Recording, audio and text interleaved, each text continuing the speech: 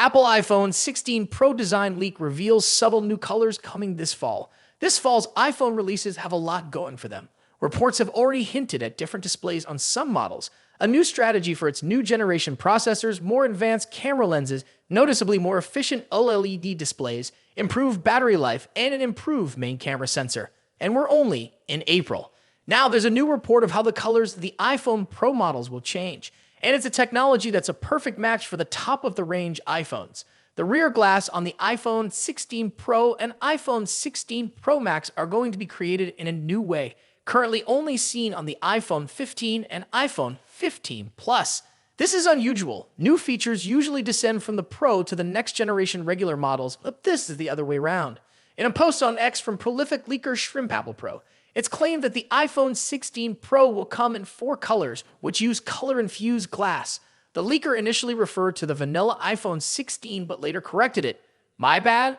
I mean 16 Pro. When the iPhone 15 launched, Apple made much of what it said was a groundbreaking technique for creating color-infused glass in a durable design, using a single piece of durable back glass with a textured matte finish. Apple claimed this was a first for smartphones, and it sounded cool too.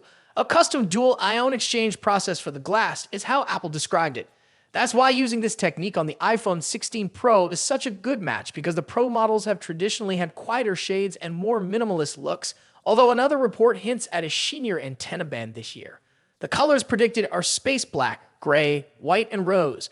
I suspect the rose finish may be a quieter hue than the iPhone 15, or could even have touches of rose gold if the antenna band has a more golden color, which has also been predicted.